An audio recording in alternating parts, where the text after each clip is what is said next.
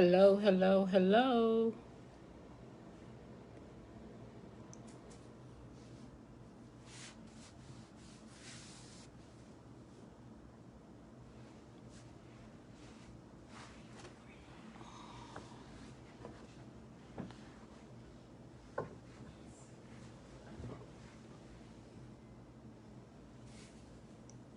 Hello, everyone. Welcome, welcome, welcome.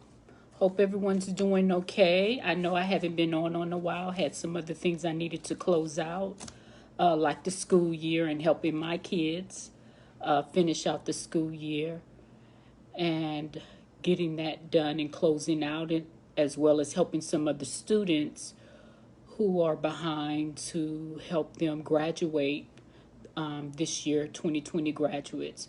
So, with that chapter closing, it has freed up some time where I can come back on and do some more videos. So, hello and welcome. I am going to be discussing grief and loss today. So, this is Rochelle Ray, your Prosperous Life Coach, mental health counselor, and motivational speaker. So, welcome, welcome, welcome. And in light of the pandemic and the numbers of deaths that I have heard about and being reported, and some are touching close to home, I wanted to come on and talk about the grief process because it's so much coming at us from different directions. And then when you have someone that you know of that dies and you're like, oh my God, this hits close to home. And a lot of the hospitals have restrictions where only the patient is allowed, and either you're going to FaceTime your family members and the nurses will do that, or you just can't go up to visit, or you have phone calls. So I wanted to come on and talk about the grief process and being able to grieve and giving yourself time to grieve. In addition to that, we've heard about different African Americans being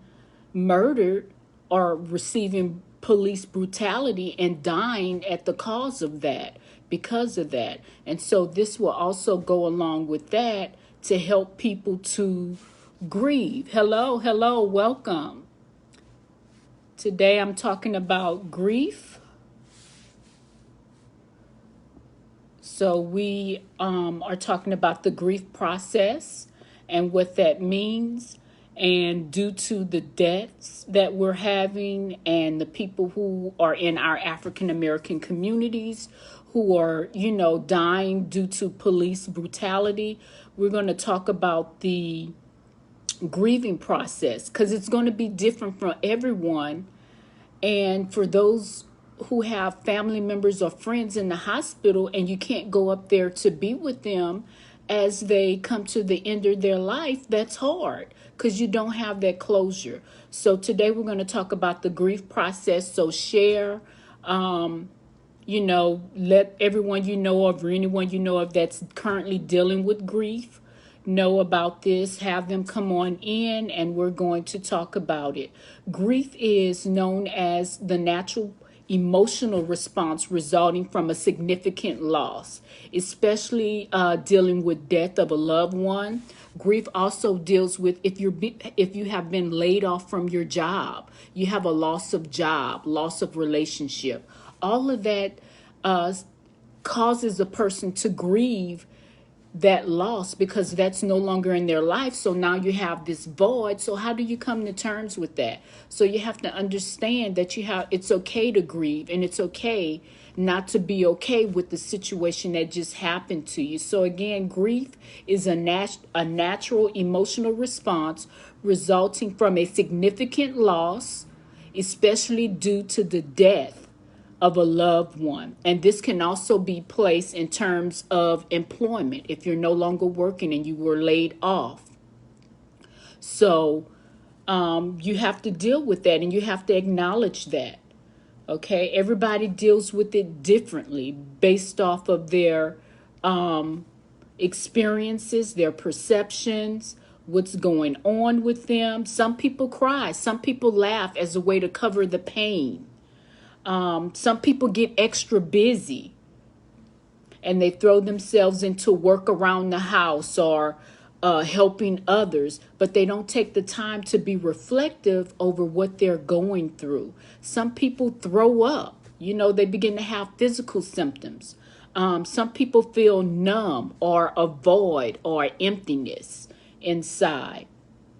And depending on the person's makeup, you can recover quickly. Others, it takes time for them to recover. Grief is part of the healing process. It's a natural occurrence to what you deal with. So it's a natural healing process. And there's no right or wrong way to grieve. Everyone is going to grieve differently. However, but we have to be mindful to give each other that space and time to do it. So it may be 30 days to 6 months for some people. Another person may be 1 to 5 years. And then another person may be 5 to 10 years. So everyone grieves differently. And there's also stages of grief. And so depending on where you are, you need to have help to go through that process. So it's important for you to know that grief is normal and it varies greatly between different cultures, peoples, groups of peoples, and the situations that you encounter. Grief is a natural process depending on the loss that you have experienced. And sometimes it requires treatment and sometimes it doesn't, depending on the severity of it. Okay? About 10% of people develop complicated grief after a loss. And so you need to know how to deal with it. Complicated grief can be treated with psychotherapy to help you get along that process. And then some people are able to recover quickly, as I stated earlier, but you still want to give yourself time to be reflective and go through that grieving process. So there are 3 types of grief that people often deal with. The first one is known as acute grief. This is something that's immediately after the loss has taken place. And it can also last for months after the loss has taken place. So it's normal to have intense symptoms of shock because you're in disbelief that it happened. So for those of you who have friends or family members that's in the hospital due to COVID-19 and you're not able to be there with them, shock is something that you're going to experience because you can't wrap your mind around it. And it's okay to be in that state. You just want to acknowledge that, wow, they were here and then now they're gone a day later, a week later, or either they were in intensive care for a month and they just weren't able to, hang on and their body wasn't able to fight it and, and recover from it. So it's okay to be aware of that and to acknowledge that and to acknowledge the shock that you feel. You may even be feeling anger. You may be hurt because you weren't able to be there with them. And those feelings that you feel due to that, it's okay because those are your feelings and that's how you are currently dealing with the situation of not having to be there and to comfort them as they transition from this life to the next. And so that can be very confusing. In addition to feeling shock and distress, some people have a loss of appetite where they don't want to eat. Their appetite begins to decline. You may have trouble sleeping. That's something else that you experience with acute grief because it happens so quickly and you weren't prepared for it versus, let's say you knew someone was in declining health over a period of time and that the symptoms kept worsening. So you were kind of gradually, aware of that there's a possibility that death may, occur versus what we're facing now. And it's so sudden that, you didn't have time to go through that process of saying, okay, there is a possibility that they may die. However, we're going through this treatment phases. But with the COVID, it's like you're in there and you may recover or you may not recover. And the thing with that is, if they have underlying health issues, that's like something else their body has to recover from, in addition to this virus that's aggressive. So not only is their body in a weakened state due to whatever underlying health issues they may have, but now you have a virus on top of that. So it's like their immune system is already weakened. And so now their body's having to do double time to try to fight off these two different issues. And so you don't have that treatment process that you can go through with them, giving them support, giving them encouragement. It happens quickly. And so that's where the shock and the disbelief come in. Also, poor concentration, is something else that you experience with acute grief. These symptoms, they diminish slowly as time goes on, but because of the quickness of it, you may feel all of that come in on you at one time. And it's okay that you're feeling that, but just remember to breathe. Slow it down, take a deep breath, and it's okay for you to cry.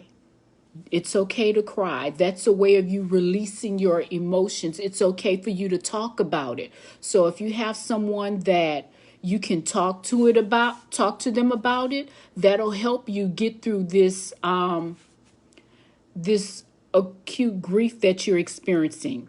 So hello to everyone that's watching. Share. It will be recorded too to pass on, but share. We are talking about grief and that it's okay to grieve and the different processes, stages of grief that we encounter, especially, with the pandemic going on and being separated from loved ones who are in the hospital and we're not able to be there. Also, people who are giving birth, usually the family is able to be there, but you can't, trying to reduce the spread. And so people are losing out on that memory of being there when their child is born, because only one parent is there and the other parent can't be there. So you have grief or loss that takes the form of different issues. Also, if you have a job and you were laid off or they're doing furloughs, you're still experiencing a loss and you're still grieving. So it's okay for you to go through that process and reflect on that. So the second stage of grief is called complicated grief. So the first one was acute, and I talked about how you experience shock, distress, loss of appetite, loss of sleep, having trouble sleeping. Some people throw up, poor concentration. So after you have acute grief, which is immediately, you have complicated grief. And this is when the symptoms of acute grief never seem to go away. It's like, okay, it's been several months now, it's been a year, but you're still feeling the same intensity of that grief. And so this is when you move from acute grief to complicated grief. And complicated grief can last for multiple years. Okay, so this is not just something, okay, it's been a year. No, it's there and it's weighing on you. It's causing you to feel heavy. The loss of a loved one continues to feel unreal. Like, okay, they're still here and you're still not able to grasp that they have passed on. And it's like, oh, no, they're here. And then when you take a look, because something triggered a memory and you're like, no, they're gone. And you still feel that freshness of the shock of them passing away. And so that's a part of complicated grief, that it's unreal, it's unimaginable. You can't believe that it happened.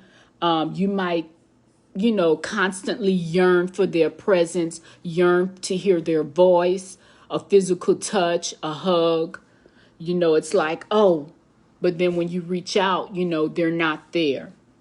And so that's what that complicated grief does.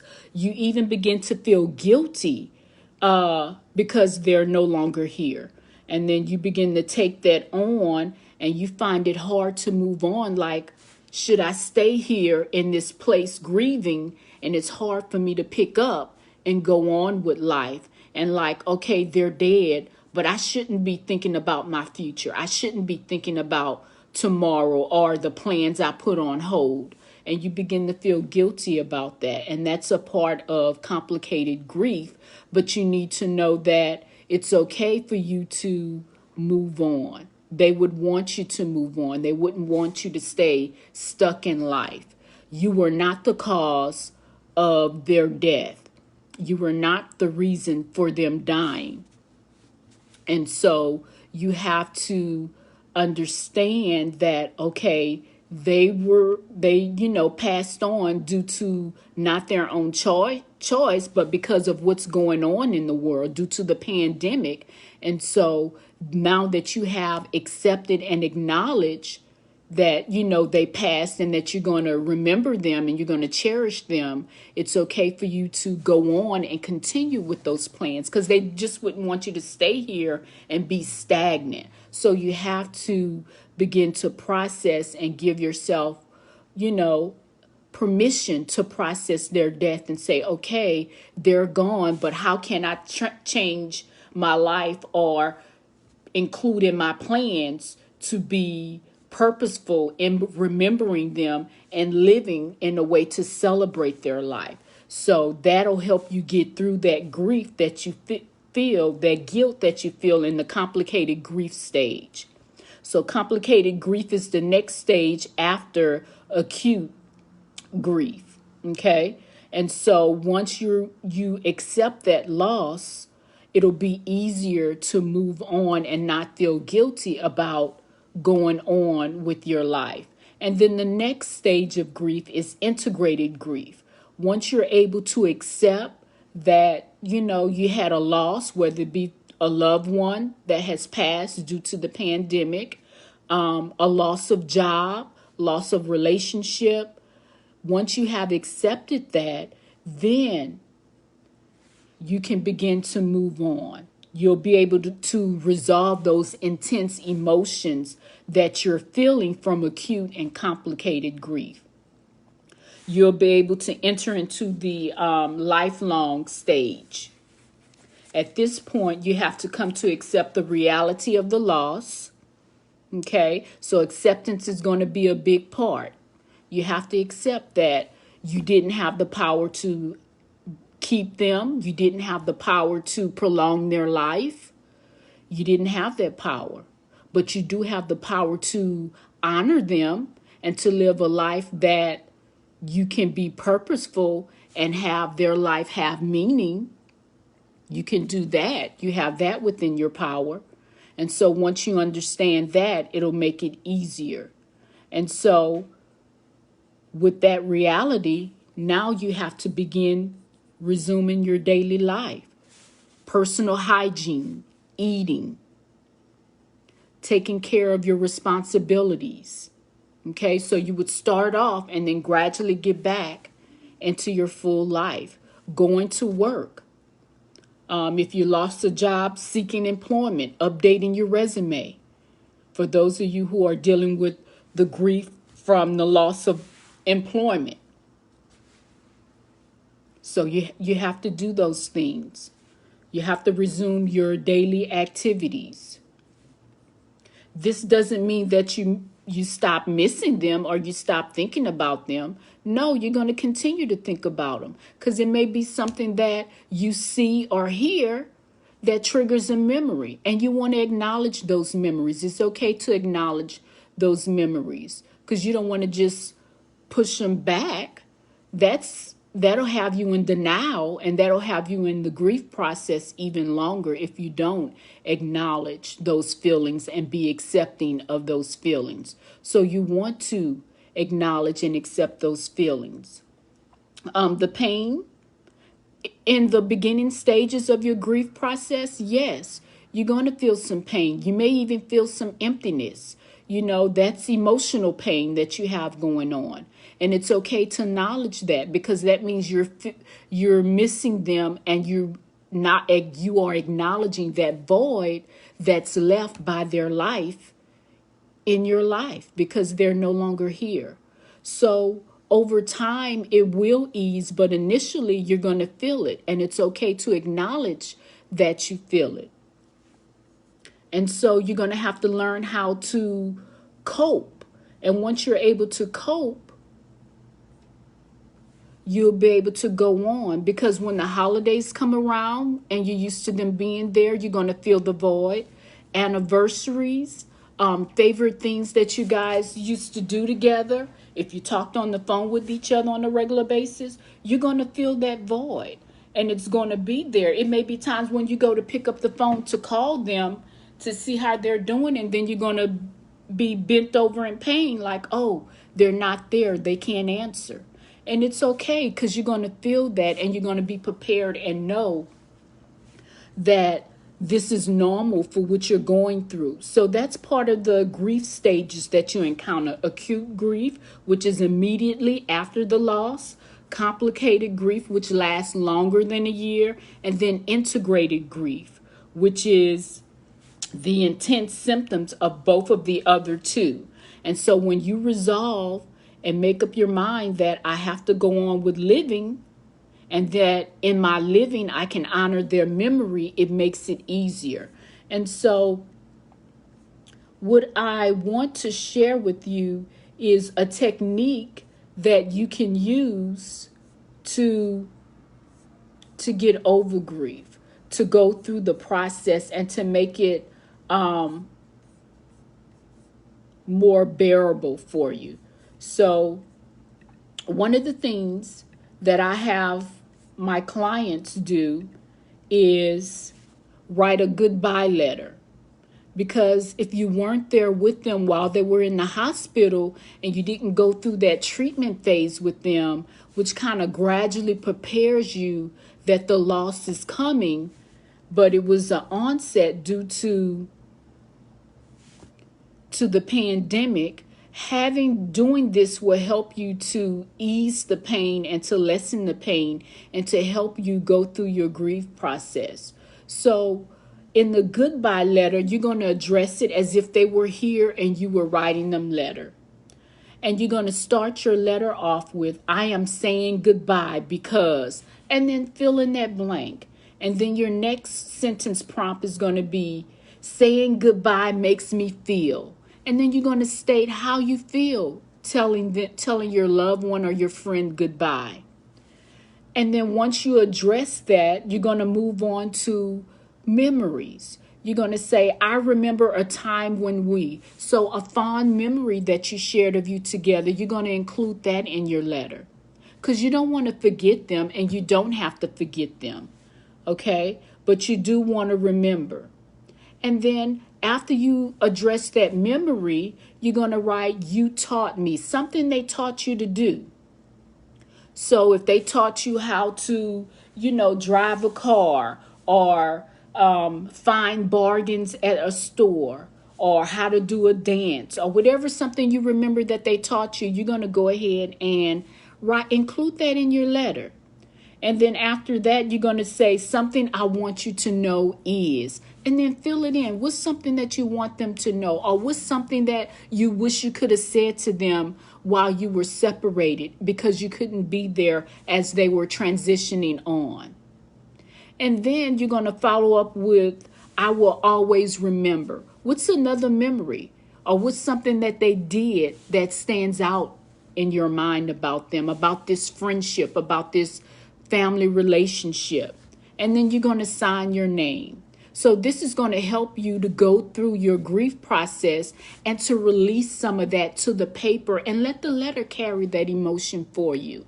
And over time, you'll be able to go back when you feel that memory or you feel that grief coming upon you. You can go back and read that, because the letter is going to point out you saying goodbye. It's going to address you saying goodbye and how it makes you feel. So you're going to address the feelings that you have. You're going to address something that you remember about them, something that they taught you, and then something that you would have liked to have said had you been at the hospital with them and that you wanted to share. And then what will you remember about them? and then you're going to sign your name with the letter. So this is something that you can go back and revisit after you've done it. So this is called the goodbye letter. So this is a technique that you can use to help you with the grief process. And then there are others that you can use where you can have a memory box. You could put pictures in, something that they gave you. And so this would be a memory or memento box that you can go back periodically and revisit and help you to accept the loss that they have. So this is a way to go through the grief process. Now, if it lasts longer than 2 years, that means you're entering into a longer stage of grief, and you definitely want to seek out psychotherapy and go to counseling for that, because it can lead to depression, and then you'll really be stuck and it'll be hard. Grief doesn't always need medication. 1 to 2 years, you should be able to, go through the gradual process. And this is one thing that you can do to help you get through that. When it goes past that, you definitely want to go to counseling so you can have someone help you work through those stages of grief, especially. So I hope everyone is able to, benefit from this. Please share. You may know someone who has experienced a loss of a loved one or is currently experiencing that. So please share this video. This will help them get through that initial shock. I will look for some more resources that I can come on and share with the grief process, but just not to overload. This is something that can be done, alone. Having someone to talk to and just listen and validate your feelings is something else that will be beneficial if you know someone who is currently grieving, whether it's the loss of a life, a job, a relationship, any type of loss. This will help you go through that process. So please share the video. Thank you, guys. I see you all. I was waving. Thanks for tuning in. Please share. Grief can be hard, especially when you go it alone. It's always good to have someone to talk to, whether you're grieving or you're that support person for someone you know. So the most important thing they need is someone to listen and to give them that space to, to grieve. The one thing that you should not do is say, okay, it's been a year, it's been a month. No, it's different for everyone. So allow them that time to grieve. And if you don't know what to say, you don't have to say anything. Sometimes your presence is the biggest thing that's needed, just to be there and to sit in silence. If they a touchy person and they allow you to touch their hand or to touch their shoulder, that shows connection, and that will let them know that the other person has passed, but you're still here and you're connected to others, and we're here being a lifeline for you to let you know that you're still connected in this present realm, and you still have people who have need of you, and we're here to support you. So if they allow you to touch their shoulder or their hand, go ahead and do that and just sit in silence. That's the biggest thing, to know that someone is there. And sometimes words are not always needed, because then if we don't know what to say, we say the wrong thing and we can make the situation worse than what it is. So please share. This will help a lot of people who are grieving. And if you are going through that, find someone that you can, talk to, that'll be willing to listen to you, or just to sit in the room with you while you cry. And it's okay to cry.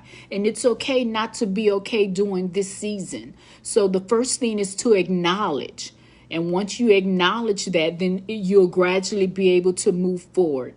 Okay, so if you guys have any questions, you can post those. I'll answer questions. If not, remember to share.